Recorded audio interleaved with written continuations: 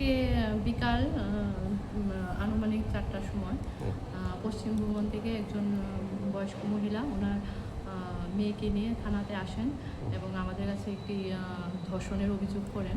ওনার পার্শ্ববর্তী একজন বয়স্ক লোক ওনাদের বাড়ির সবাই অনুপস্থিতিতে ওনার মেয়েকে যে মানসিক ভারসাম্যহীন মেয়েটিকে ধর্ষণ করে। তো ওই অভিযোগ মূলে আমরা একটি কেস আজকে মামলা নথিভুক্ত করি এবং যথারীতি আমরা ওসি রামনগর আউটপোস্টের সহযোগিতার মাধ্যমে আমরা তাকে ধরতে সাকসেস হই এবং আপাতত সে এখন আমাদের হেফাজতে আছে।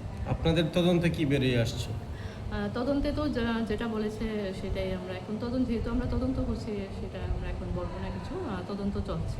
ঘটনাটা কবে হয়েছে? ঘটনা কালকে রাত্রে আনুমানিক 11টার সময়। বয়স কত হবে ওনার আনুমানিক?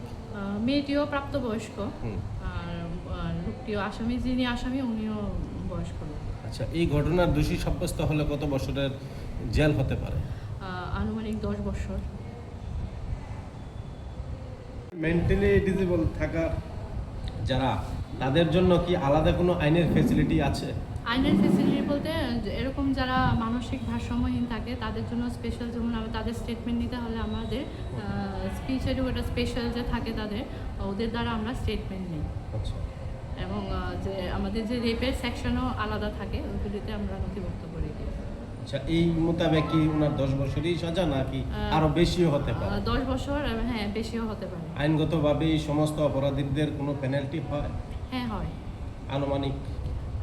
আনুমানিক তো 10 বছর হতে পারে এবং সর্বোচ্চ আপনার লাইফ টাইম হতে পারে।